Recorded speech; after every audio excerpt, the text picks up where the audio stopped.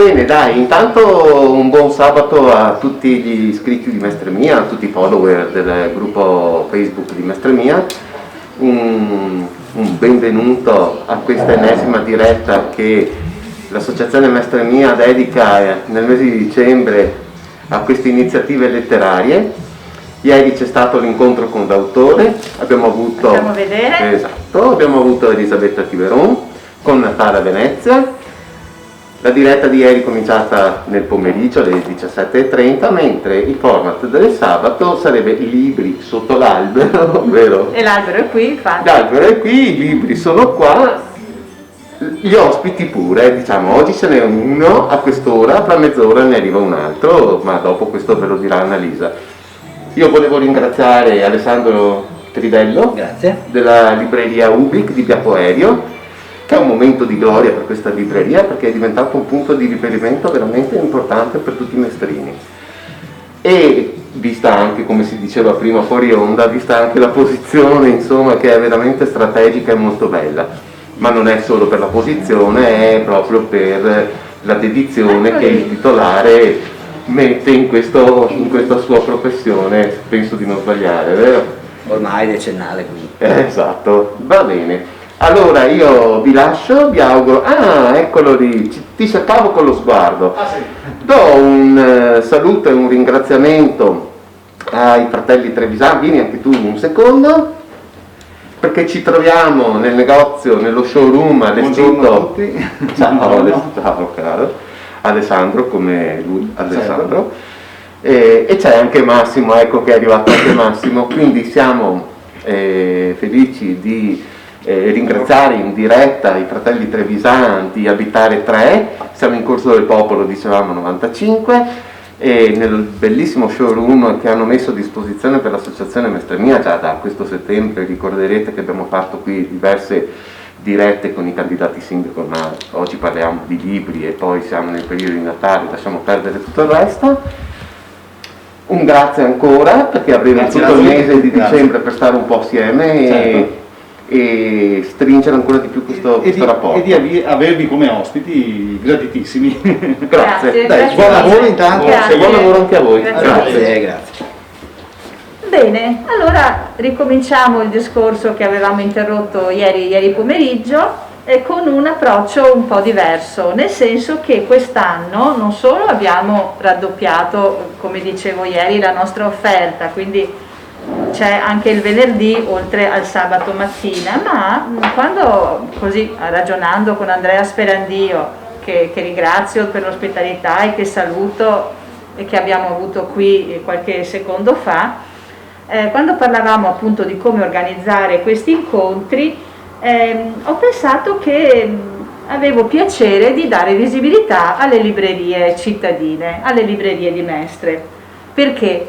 Perché questo è un momento molto difficile per la nostra economia, è un momento molto difficile per i negozi, per il centro di Mestre che si sta svuotando di attività, una piazza Ferreto che è sempre più vuota, sempre più triste, e quindi questo vuole essere un momento di visibilità, di incontro e di conversazione dedicato appunto ai libri, alla lettura, ma anche un modo per invitare tutti ad acquistare a Mestre, acquistare localmente, andare nei negozi della città, perché è un discorso ovviamente di sostegno economico, ma è anche un discorso che a me preme molto rispetto alla sicurezza della città, perché più una città è frequentata, più un centro città viene animato, viene vissuto, meno c'è spazio per la piccola criminalità, per situazioni che possono diventare più che antipatiche, pericolose, e quindi insomma io vi invito veramente a non acquistare online se non proprio non trovate quello che cercate. È chiaro, non voglio demonizzare i siti di vendita dei libri o di altri generi che possono essere bei regali di Natale, non li voglio assolutamente demonizzare, perché alle volte succede che veramente quello che si cerca non si trova, e quindi alla disperata, per carità, va bene anche quello, però normalmente, generalmente io invito tutti a frequentare le librerie della città, ce ne sono diverse, ce ne sono anche di nuove, di molto recenti, e quindi Anche perché all'interno di una libreria il libraio vi può consigliare quello che farà appunto adesso Alessandro Tridello della libreria Ubic, che ringrazio di aver risposto al nostro invito. E anche perché in questi giorni c'è molto lavoro, per fortuna, e quindi insomma ha sottratto dei minuti preziosi alla sua attività, e quindi apprezzo ancora maggiormente la sua presenza. Grazie Alessandro. È coperta comunque la libreria con le altre colleghe che stanno, certo, che sono molto più brave di me, probabilmente. E le salutiamo, spero che ci stiano guardando. Allora io darei subito la parola ad Alessandro, che ha appunto un quarto d'ora, 20 minuti, perché gli ho chiesto di portare alcuni libri di cui vi parlerà, i suoi consigli per gli acquisti, per appunto un bel regalo di Natale dedicato alla lettura. Prego. Buongiorno a tutti ancora, mi chiamo Alessandro, sono il direttore della libreria Ubic di Mestre. Una piccola premessa: la libreria Ubic è da 5 anni che è aperta, dal 2 settembre del 2015, e da 5 anni che è diventata effettivamente un piccolo punto di riferimento culturale e di ritrovo di Mestre, dopo che nell'arco degli anni precedenti avevano chiuso 2 librerie importanti e poi ha chiuso anche Billy purtroppo nei 2 anni successivi. E non abbiamo preso l'eredità di tutti, però ovviamente è diventata anche per la posizione davanti praticamente a Piazza Ferretto un centro culturale che è riuscito a riunire un po' di vuoto, a riempire un po' di vuoto che c'era. È inutile dire che il mestiere del libraio non è un mestiere facile, ed è anche quello di proporre delle cose alternative ai nostri clienti. Ovvio che l'ultimo, faccio un esempio, l'ultimo di Ken Follett difficilmente viene letto da un libraio, viene semplicemente messo a scaffale perché tanto si vende da solo. Poi magari se a me piace Ken Follett me lo leggo durante le vacanze estive, se ci potrò andare l'anno prossimo. E quindi è quello di leggere delle particolarità, dei libri diversi dal solito o che non si trovano facilmente, in modo tale da andare incontro anche alle esigenze di palati diciamo un po' più particolari. E quindi sono qui a presentarvi intanto un progetto un po' particolare, che è la casa editrice Atlantide, che è fatta da delle persone molto molto brave di Roma, che stampano in 999 copie i loro volumi, dopodiché cambiano la copertina. Questo ad esempio è il primo libro della Tiffany McDaniel, che è questo, che si chiama L'estate che sciolse ogni cosa. Adesso è passato in edizione economica, però io ho portato l'edizione rilegata. E dentro sono tutte numerate fino a 999 copie. Quando rifanno l'edizione cambiano la copertina, quindi comunque è un pezzo unico. Ovviamente sono dei libri che costano un po' di più del normale, però intanto questo era il progetto della casa editrice. In più ho portato i 3 libri che sono usciti in Italia di questa giovane scrittrice americana che si chiama Tiffany McDaniel, e partirei dal primo per poi spiegare un po' gli altri 2. L'estate che sciolse ogni cosa me lo propose di leggere un mio vecchio amico scrittore che si chiama Pier Giorgio Pulisci, che è venuto comunque molte volte a trovarci, scrittore sardo, noir, e mi disse: devi leggerlo assolutamente perché è un libro che ne venderai sicuramente 1000 copie. Io a un libro che costa 26 euro 1000 copie non ci credevo. Ad oggi abbiamo vendute più di 1000 copie, quindi sono molto contento. Di cosa parla? Siamo nell'Ohio nel 1984 e un avvocato un po' stressato dal lavoro, un po' diciamo amareggiato da quello che vede nell'America del Sud, un po' in un paesetto un po' cattolico, molto conservatore, molto critico, molto cattivo, decide di scrivere un'invettiva al giornale dove chiede al diavolo di presentarsi nella cittadina perché gli vuole fare un po' di domande. Ovviamente è un po' a metà tra Peyton Place e le streghe di Eastwick. No, forse c'entra anche un po' Bulgakov e Kentaruf, un po', Sì, però ci sta anche la tua valutazione. Come ambiente, diciamo, conservatore della forse come più provincia il buio americana. della siepe di Harper Lee. Siamo un po' in quella situazione lì, razzista, e scrive questa invettiva al diavolo, non succede niente per i primi 7-8 giorni, al 10° giorno iniziano a alzarsi le temperature, iniziano a sciogliersi i gelati e i ghiaccioli all'interno dei bar, c'è una moria di vacche all'interno delle coltivazioni e si presenta un ragazzino con gli occhi cielo, i capelli tutti quanti rasta, ovviamente di colore, con una saloppetta sporca, e inizia a dire, incontra fortunatamente all'interno del paesetto il figlio dell'avvocato e dice: portami da tuo padre perché io sono il diavolo. Ovviamente nessuno ci crede, però a poco questo ragazzino particolare è capace di leggere le paure delle persone, no? Oppure i segreti nascosti, cita Milton a memoria, cita Shakespeare a memoria, cita Dante a memoria, e quindi a poco si crea una curiosità. E queste sono solamente le prime 4 pagine. Ah, in 4 pagine c'è tutto questo. Quindi Caspita. il modo poi corrosivo che ha la Tiffany McDaniel per spiegare, raccontare questa storia, che tratta di 1500 problemi e tematiche di quegli anni, dall'AIDS alla droga al razzismo, è incredibile, perché scrive con delle metafore che veramente poche persone in questo momento secondo me sono in grado di metterle su carta, ecco. E questo è il primo che mi colpì 3 anni fa in maniera sbalorditiva. Il secondo invece, che si chiama Il caos da cui veniamo, sempre ricordo copie numerate con copertina fatta molto bene, 280 grammi di carta con 90 grammi di pagine all'interno.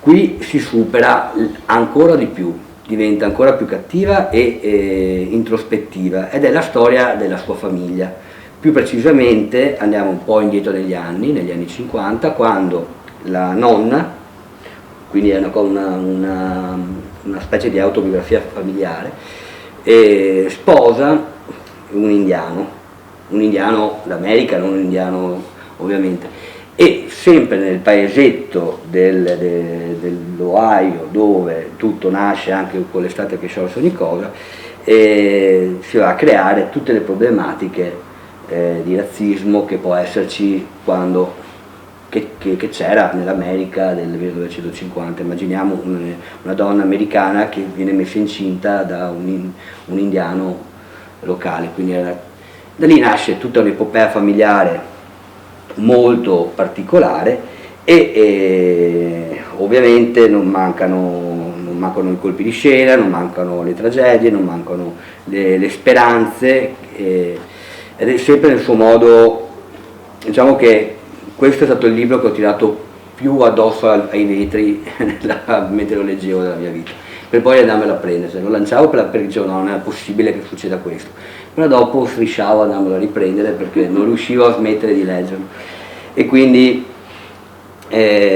anche se lo reputo, adesso dirò una cosa forse un po' particolare, che tocca più le corde femminili, in quanto è più una storia di una madre che soffre e viene attaccata per la sua scelta d'amore, e sulla storia familiare che vede lei come protagonista.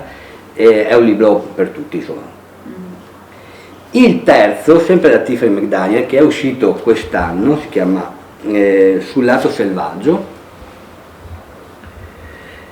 Si basa su un fatto vero. Adesso la città reale del Sud America, dell'America del Sud, però sempre siamo nell'Ohio, vicino al Texas, nelle zone di confine, si chiama Cicatili, una cosa del genere, credo, il paese, e quindi si fonda su un fatto vero. In questa cittadina di poche anime, in una settimana vennero uccise 7 prostitute e non fu mai preso il colpevole. C'è anche un video su YouTube che spiega questo mistero di queste prostitute. È come se in una cittadina di 1000 persone una settimana morissero, quindi è comunque è un fatto di cronaca, fu un fatto di Eclatante. cronaca eclatante, e non fu mai preso il colpevole. Lei parte da questo fatto storico e ci costruisce sopra la storia di una di queste prostitute, che ovviamente non sto spoilerando niente, ma è la prima riga che lei scrive di io sono morta alla fine del libro, quindi Quindi è lei che racconta la vittima. è una delle vittime che racconta e dice già che morirà alla fine, quindi non abbiamo, però non è quello il problema. Ed è una storia comunque di eroina, cioè l'eroina è lo sfondo su cui si forma tutto quanto il romanzo, quindi le problematiche, l'astinenza, le cattiverie, sia di lei con sua sorella e sia della madre di lei con la sorella, con la zia. Quindi c'è questa doppia fase. È bello perché è scritto come un giallo, con la particolarità della scrittura della Tiffany McDaniel, e ha un colpo di scena finale. Quindi in questo romanzo l'assassino poi si sa chi è o no? Devo dire di sì. Si sa. No, non diciamo chi, No, ma ovviamente comunque alla no. fine l'assassino verrà smascherato. Lei dà un'ipotesi, Ok. ovviamente che non ho trovato riscontri, anche se li ho Beh, è cercati. fiction comunque. È una specie, ha fatto un noir. Mhm. E infatti mentre in questi primi due libri la traduttrice era, adesso ve lo dico perché non me lo ricordo, traduzione di Lucia Olivieri, l'ultimo è stato tradotto dal traduttore che normalmente fa Stephen King, che è Luca Biasco, perché la Olivieri a metà di questo romanzo smise di tradurlo perché le sembrava troppo forte, Non troppo ce l'ha cupo, non ce la fatta. faceva. C'era bisogno di un traduttore abituato, diciamo, a un A queste incubo atmosfere. un po' cupo e un po'. Questo per me è il più bello dei tre, anche se per capire e per apprezzare la McDaniel bisogna partire sempre con L'estate che sciolse Nicosia. Dopodiché diciamo che si è pronti per leggere sia Il caos da cui veniamo, sia soprattutto Sul lato selvaggio, che io ho molte teorie, però le dovrò dire personalmente ai clienti quando finiranno di leggere i libri, se no dopo. Non puoi fare spoiler. No, assolutamente. Non puoi fare spoiler. Dico solo che il prezzo di questi libri è un po' eccessivo, nel senso costano dai 26 ai 28 euro, però è più di un libro, oltre a essere dei libri meravigliosi, scritti in maniera eccezionale, è anche un oggetto di regalo unico, perché ricordiamo che sono stati fatti con un packaging innovativo e con un'idea dietro molto particolare. Poi è una casa editrice indipendente, quindi sempre per aiutare chi ha delle idee secondo me geniali, bisogna premiarli. Ecco, questi sono i miei consigli di Natale per voi. Spero di non avervi annoiato, spero di aver svolto il mio mestiere e grazie a tutti. Allora, io ti ringrazio moltissimo. Grazie. Alessandro, perché è stato molto interessante. Confesso che me ne avevano parlato di questa autrice, però non l'ho ancora affrontata, quindi mi hai dato ulteriori spunti per immergermi nella lettura di questi 3 romanzi.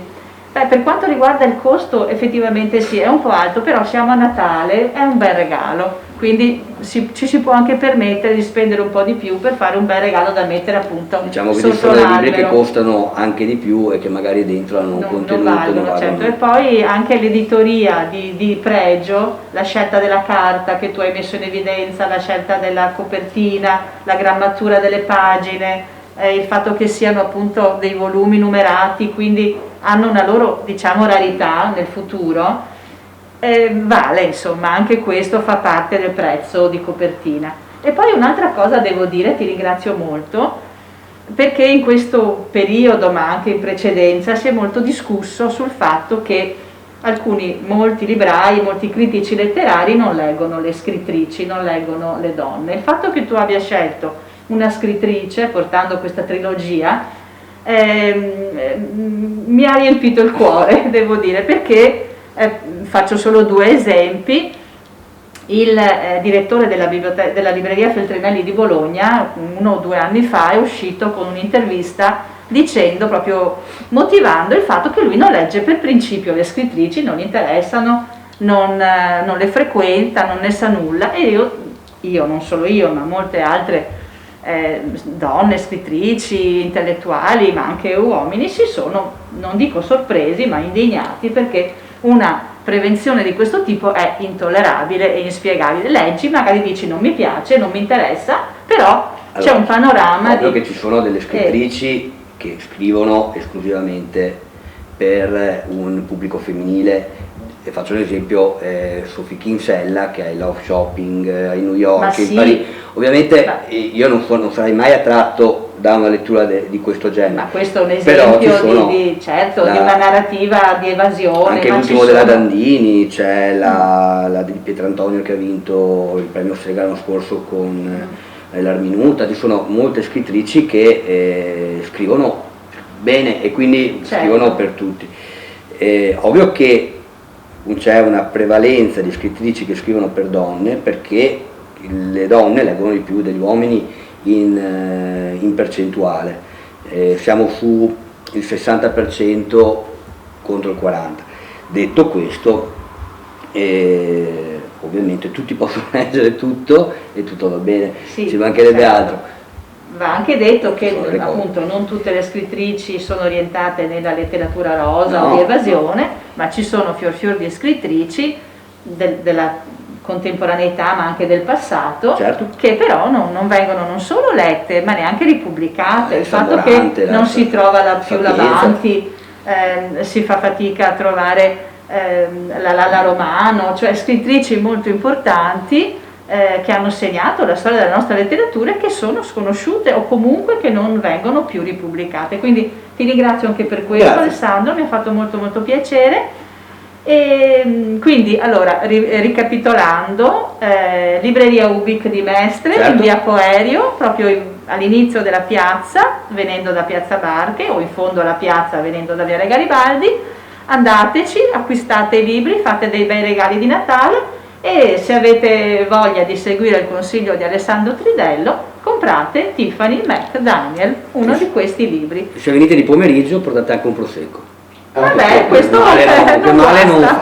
Questo solo di pomeriggio però. No, di mattina no. Di mattina no. Ecco, io vedo lì dietro è già arrivata Elisabetta Baldisserotto, la nostra seconda ospite. Saluto Alessandro. Grazie mille, grazie. E do il benvenuto a Elisabetta. Prego. Grazie. Arrivederci, ci vediamo in libreria. Ciao Elisabetta. Ciao. Eccoci qua. Salve a tutti. Ciao. Allora, benvenuta. Grazie mille. Elisabetta è una vecchia conoscenza di Mestre Mia, perché non solo è stata ospite un anno fa alla prima edizione di Libri sotto l'albero, ma si è alternata con me nelle nostre dirette durante la segregazione primaverile e vi ha parlato di autori, di giallisti italiani con un ottimo riscontro di visualizzazioni. È stato molto bello lavorare insieme, anche perché non ci potevamo vedere di persona, siamo molto amiche, ma almeno era l'occasione per incontrarsi, per fare qualcosa insieme, per continuare una collaborazione che dura ormai da parecchi anni. Allora, oggi l'ho invitata in una veste nuova, perché voi la conoscete come narratrice, come scrittrice di gialli ambientati a Venezia, con un commissario venezianissimo, Jacopo Zambon, ma invece oggi lei ci presenta un'altra parte dei suoi interessi di scrittura, cioè il saggio storico. Allora, però, per parlare di questo libro, Francesco Baldisserotto, Storia di un patriota veneziano, io devo partire da lontano e poi ti lascio ovviamente la parola. Allora, se vi ricordate, l'anno scorso è venuta, guardate quante peccette ci sono in questo libro, perché l'ho letto, riletto, studiato e presentato varie volte. Allora, nel suo ultimo romanzo dedicato appunto alle indagini di Jacopo Zambon, il terzo di una trilogia che poi è stata chiamata così dagli appassionati la trilogia della laguna, Le occhiali di Hemingway, c'era una particolarità, perché in questo romanzo c'era anche dentro un altro romanzo, un romanzo storico, scritto dalla vittima, da quella che poi verrà assassinata, anzi poi all'inizio del libro viene assassinata, avvelenata in una libreria che è abbastanza riconoscibile come la libreria Feltrinelli.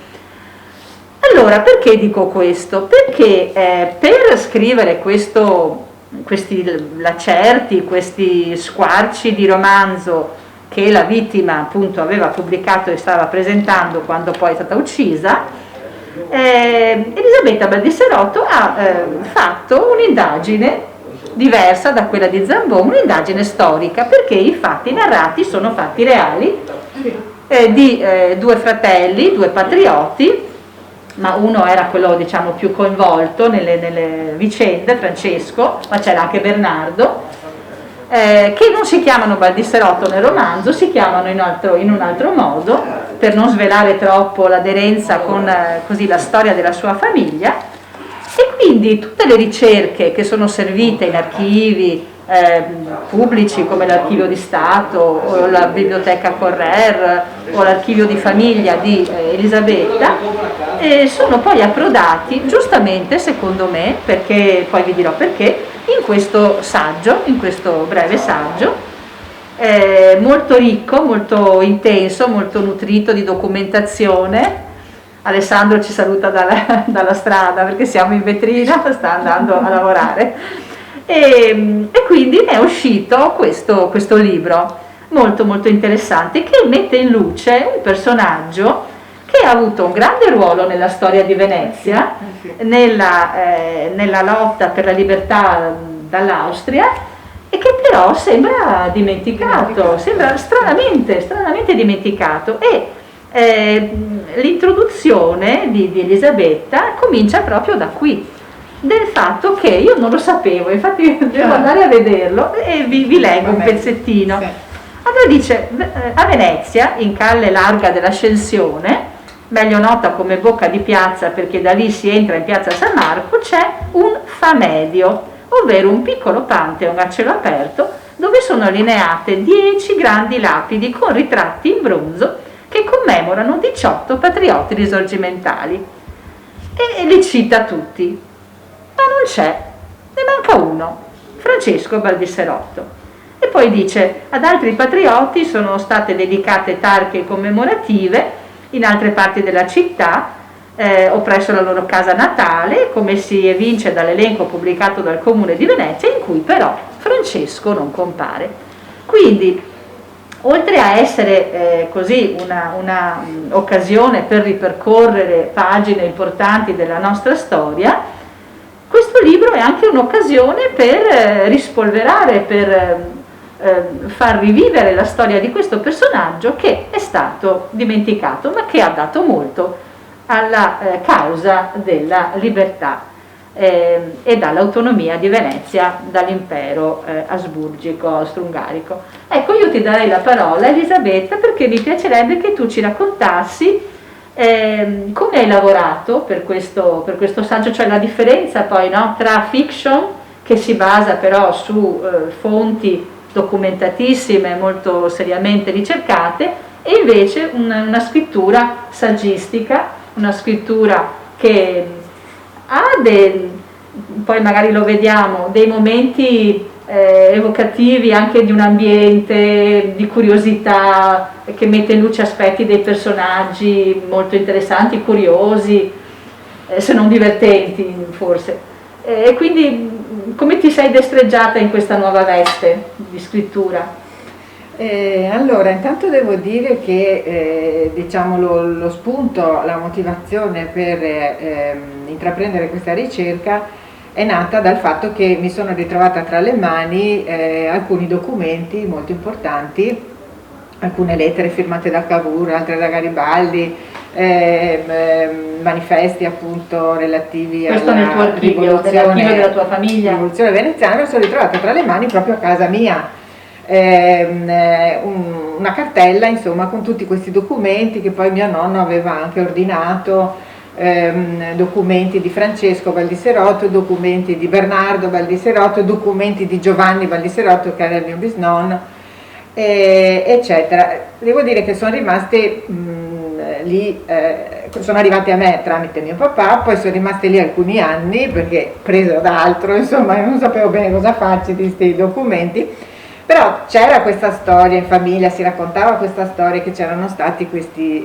antenati patrioti che poi erano stati deportati a Josefstadt, quindi insomma si parlava un po' di questo evento, e fatto sta che quando mi sono messa seriamente insomma a consultarli questi documenti mi sono accorta che dentro c'erano tante storie, insomma. Intanto c'era la storia di Venezia, un pezzo importante della storia di Venezia che valeva la pena raccontare, e poi c'erano due storie fondamentalmente, quella di Bernardo che è il mio antenato diretto, ascendente diretto, cioè un farmacista veneziano, e di suo fratello, questo ufficiale di marina, Francesco Valdiserotto, di cui parliamo oggi, e che se nel giallo, negli occhiali di Hemingway, come diceva prima Annalisa, mi sono concentrata di più sulla figura di Bernardo, poi mi sono sentita, come dire, in dovere di come dire, utilizzare tutta questa documentazione e approfondirla per parlare di questo personaggio importantissimo per Venezia che è Francesco Valdiserotto. Lo dico non perché era un mio antenato, ma perché di fatto insomma è anche citato in molti libri, in molte ricerche, soprattutto perché ha fatto parte del governo Manin, ha fatto parte di questa commissione di guerra che è stata fondata nel 1849 per affrontare questo terribile assedio di Venezia da parte dell'Austria. E come dico appunto nell'introduzione che tu leggevi, cioè i componenti di questa commissione di guerra sono tutti ricordati appunto nel Famedio in Bocca di Piazza. Quindi c'è Giuseppe Sirtori, Girolamo Ulloa, Guglielmo Pepe, ma manca Francesco Valdiserotto. Che poi sono Dico, nomi di strade, di Marghera, di Mestre, di Ulloa, Pepe, quindi sono ricordati anche non solo in questo Famedio, ma anche nella nostra toponomastica. Certo. Perché secondo te non è ricordato Valdiserotto? Te lo sei spiegato? In realtà non me lo sono tanto spiegato, no, devo dire la verità. E quindi ho voluto colmare questa lacuna, anche perché, ripeto, mi sono ritrovata tra le mani questi documenti che poi, non so, spero che anche interessino magari qualche biblioteca o qualche istituzione cittadina. Anche le scuole? Sì, no? Potresti certo, portarlo anche nelle scuole, certo. quando si potrà tornare a scuola? In questo libro, che appunto è stato pubblicato da Supernova nella collana Venezia Story, che è una collana di libri agili e seri, documentati, però con un taglio anche un po' divulgativo, diciamo. Non ho potuto naturalmente inserire tutto l'apparato di notte, sì, notte no, c'è una e neanche tutta la trascrizione che ho fatto di questi documenti dell'archivio Valdiserotto, insomma, ecco, e perché sarebbe diventata una roba un po' pesantina. Però appunto ho raccontato la storia di Francesco, di come lui si sia formato nell'Accademia Navale, intanto rimane orfano a un anno, poveretto, cioè insieme ai suoi fratelli, anche loro piccoli, e quindi viene tirato su insomma dalla madre, però c'era questa farmacia in via Garibaldi che è ancora attiva, adesso è portata avanti da mia sorella, da una Valdiserotto, mia sorella Antonietta.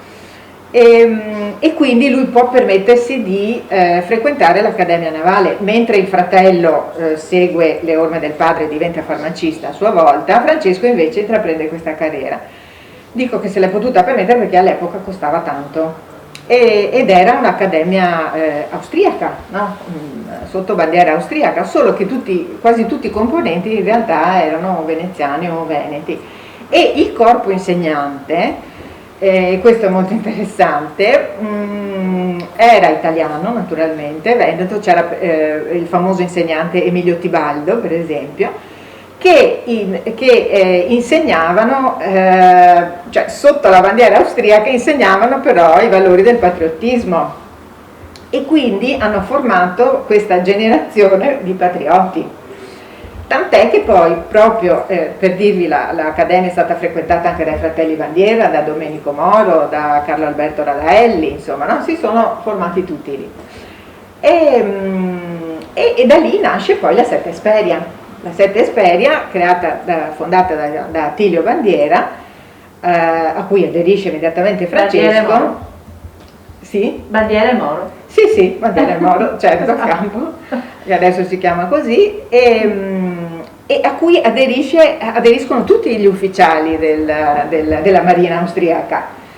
E quindi ecco, lui cresce con questi valori patriottici e poi partecipa, finalmente quando si danno le condizioni, no, per la rivoluzione veneziana, partecipa in prima linea. Per esempio ha un ruolo importante nella presa dell'Arsenale, che è stato il primo atto fondamentale per la rivoluzione, perché lì chiaramente i veneziani si sono impadroniti dell'armeria e quindi hanno potuto, no, sostenere la rivoluzione stessa.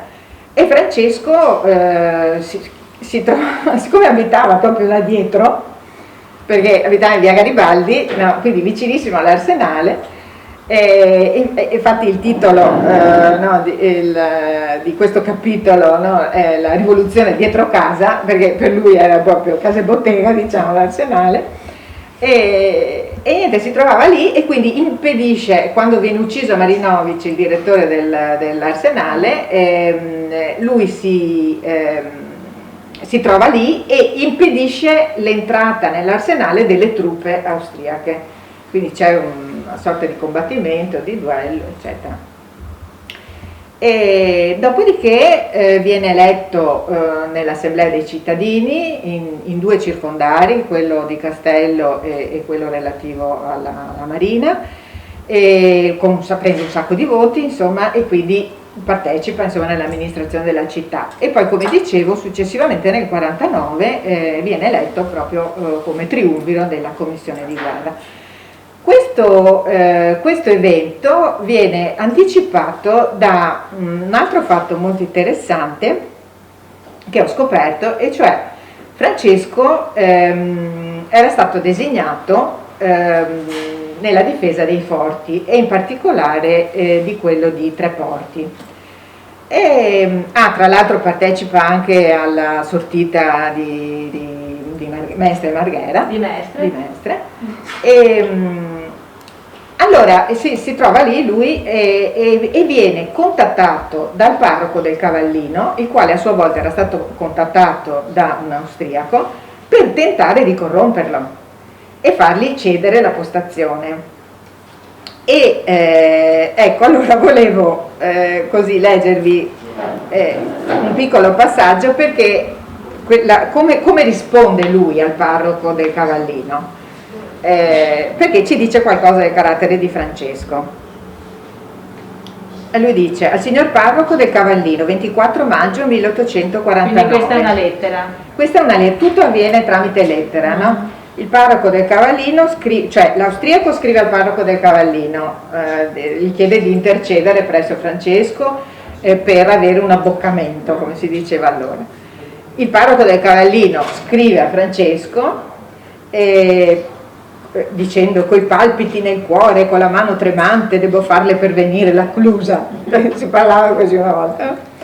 E questa è la risposta di Francesco al signor parroco del Cavallino: ricevei il di lei foglio in data odierna, 24 maggio 49, che mi accompagnava una lettera del generale austriaco, e ciò a sua quiete.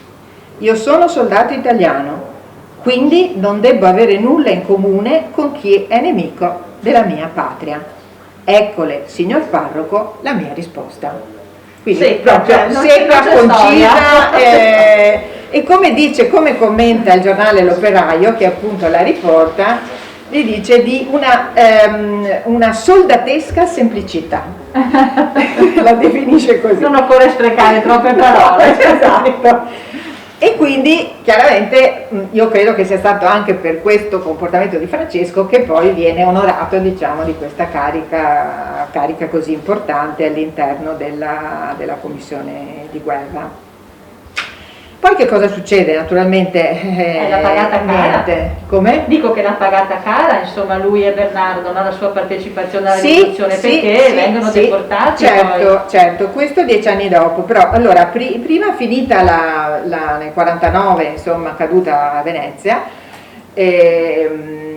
deve andare in esilio ed è lui che guida la flotta delle navi che portano l'ex governo di Venezia a Corfù. Quindi c'è questa flotta che naviga sotto protezione francese, e Francesco la guida e porta a Corfù Manin, Tommaseo e tutti gli altri, e se stesso e la moglie. Sta a Corfù per un anno finché nasce sua figlia, e poi, siccome anche a Corfù la situazione, insomma, non era tranquilla, chiede di poter andare a Torino, dove chiede anche la cittadinanza, e ottiene questa si diceva la condizione di regnicolo. Ecco. Regnicolo si diceva. Che bella parola. Non suddito. Ecco, solo che regnicolo. Solo che quando è lì non può navigare, perché io ho trovato delle lettere in cui fa di tutto per avere questa patente di navigazione nella Marina Sarda, però costa tanto e lui non ha soldi. Vive di questo sussidio che veniva dato agli emigranti, e allora decide di insegnare, e quindi per 6 anni, cioè per tutta la durata dell'esilio, insegna materie nautiche in questi istituti che preparavano i futuri allievi di marina. Dopodiché rientra a Venezia, perché c'è un'amnistia nel 56, rientra a Venezia, ha già un altro figlio, gliene nascono altri 2. E poi cosa succede? Succede che nel 59 c'è questo fattaccio, nel senso che è appena iniziata la seconda guerra di indipendenza e a Venezia circola una notizia falsa, cioè che Venezia sia in procinto di essere liberata. E quindi la gente si riversa nelle calli, fa festa, insomma, e succedono quelli che così con un eufemismo, diciamo, il governo austriaco poi chiamerà disordini. Perché disordini? Perché nel pomeriggio la notizia viene dichiarata falsa e il comandante Alleman, che governava allora, minaccia tutti di fucilazione: tornate nelle vostre case, altrimenti farete tutti una brutta fine. Il popolo si arrabbia e quindi ci sono proteste, eccetera eccetera. Insomma, la cosa finisce poi con 5 morti, tra cui il famoso Luigi Scolari, che era un ragazzino, c'è infatti la lapide vicino alla frezzeria, e poi ci sono numerosi arresti che continuano anche nei giorni successivi, e nella notte tra il 17 e il 18 giugno del 59 vengono arrestati 14 veneziani. La mattina successiva del 18 altri 4. Tra questi 4 si trovano i 2 fratelli Valdiserotto, Vittorio Salmini, che era un famoso drammaturgo dell'epoca, e l'avvocato Adriano Rocca. E quindi vengono prima imprigionati a San Giorgio, dove c'era una caserma austriaca, e poi vengono messi sul treno e inizia questo lunghissimo viaggio che li porterà in Boemia, in questa fortezza, la fortezza di Josefstadt. E questo viaggio ci viene raccontato dal giornalista Raffaele Sonzogno, il viaggio e poi anche la prigionia a Josefstadt, e ci viene raccontato anche da un giudice che appunto era stato arrestato la sera prima dei Baldisserotto da Girolamo Capello. E quindi io mi sono trovata queste due cronache che ho letto con molto interesse. Tra l'altro Sonzogno è un tipo, è poi quello delle edizioni Sonzogno, insomma, no? Lui è di questa famiglia, insomma, di editori milanese, prima imprigionato in Lombardia in varie carceri, poi trasferito a Venezia e poi deportato a Josefstadt, che è molto, ha una grande ironia, insomma, un grande umorismo, no? E quindi riesce a raccontare delle cose tragiche anche con accenti, insomma, abbastanza divertenti.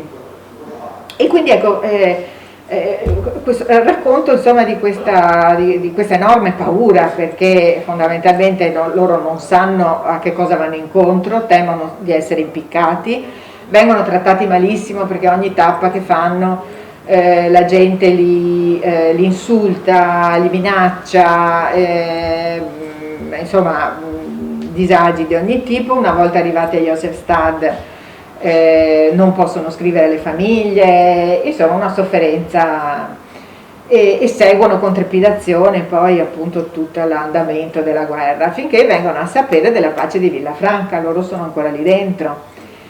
E questa cosa qui, se da un lato diciamo è una cosa bella, dall'altro è una cosa bruttissima, perché Venezia continua a rimanere sotto gli austriaci, e quindi anche qui la disperazione dei veneziani che dicono, alcuni di loro dicono: ma io resterei qua altri 10 anni se questo servisse a far sì che la mia patria fosse liberata. Un grande spirito di sacrificio. Sì, enorme, ma infatti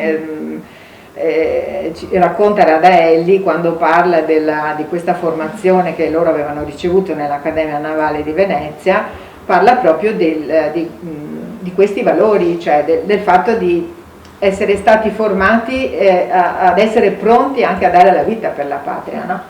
E infatti per alcuni di loro così succede, tipo appunto i fratelli Bandiera e Domenico Moro. Senti, io volevo chiudere il nostro incontro, perché forse siamo arrivati nei tempi, è tutto molto interessante, però lasciamo un po' di spazio anche al lettore che poi leggerà, perché certo, poi appunto ci sono altre vicende naturalmente. Ma mi ha molto incuriosito il fatto che questo libro si chiude con un omicidio. Sì. Si chiude con un omicidio, visto che noi stiamo in compagnia di una giallista, perché questo Sonzogno, che appunto ha appena citato Elisabetta, viene ucciso. Sì, e le motivazioni, probabilmente politiche, dice nelle ultime righe proprio di questo saggio, non sono state ancora chiarite. Quindi potrebbe essere motivo di ulteriore indagine, magari di un altro romanzo, ne hanno di un già altro scritto. romanzo giallo. No, sì? È stato già scritto. Ecco. Sì. È stato scritto proprio, infatti lo cito anche nella bibliografia.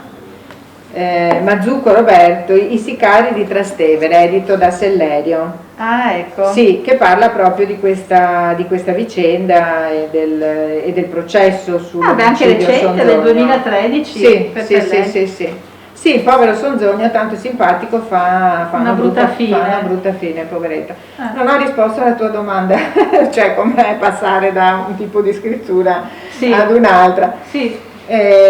Naturalmente nel romanzo mi sono presa anche molte libertà, per cui tante cose le ho inventate, certe cose che ho riportato sono vere ma altre no, e qui invece no, mi sono attenuta rigorosamente alle fonti, e devo dire che poi rileggendolo ho visto che mi sono anche fatta un po' condizionare da questo linguaggio ottocentesco, no?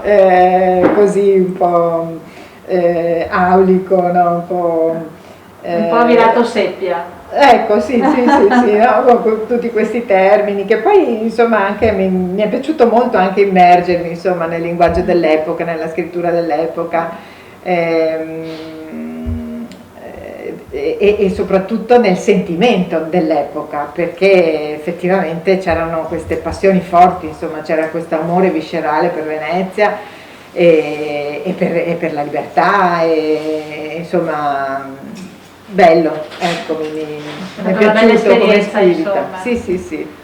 Bene, allora prima di chiudere e di salutarci, io però volevo dirvi che ho scelto questo libro per riproporvi Elisabetta Baldi-Salotto, ma nel frattempo è uscito un nuovo libro perché è inesauribile la vena di scrittura di Elisabetta, è molto prolifica. Oltre ad avere 2 romanzi pronti nel cassetto che prima o poi spero usciranno, che io uno di questi l'ho letto, l'altro ancora no, in anteprima, ma è uscita una raccolta di racconti, non so se l'hai portata. Purtroppo no, perché non è ancora arrivata. Ah, che peccato, beh, non ve la posso far vedere. Speravo mi portassi una copia. Ritratti di donne, che ha una bella copertina con una foto delle donne della sua famiglia, molto bella. E sono dei racconti che io ho letto molti anni fa, che speravo sempre Elisabetta potesse pubblicare, ma che hanno avuto una vita un po', come dire, editoriale sofferta, ma sono approdati finalmente alla pubblicazione. Io di questo sono felicissima perché sono molto molto belli, di un'ottima scrittura. Magari sarà l'occasione per parlarne in un'altra delle nostre dirette, che non so quando, insomma poi vedremo. Allora io ringrazio molto Elisabetta di essere venuta da Venezia con questa giornata di pioggia molto uggiosa e poco invitante e niente, noi ci vediamo la prossima settimana. Grazie a Mestre Mia, grazie a Francesco Chico e Andrea che ci hanno seguito e che hanno fatto da registi, grazie ad Abitare 3 dei Fratelli Trevisan che ci ospita in questa magnifica location, che hanno anche fornito i dolcetti, un caffè, un tè se vuoi poi te lo possono portare. E insomma, bene, grazie a tutti, spero di non essermi dilungata troppo, ma insomma gli ospiti erano mi sono dilungata troppo ma gli ospiti erano 2 oggi e quindi comunque sì, ma sì, si è percepita questa passione che ce l'hai comunicata e questo è molto bello. A venerdì prossimo alle 5:30. Grazie Grazie a te.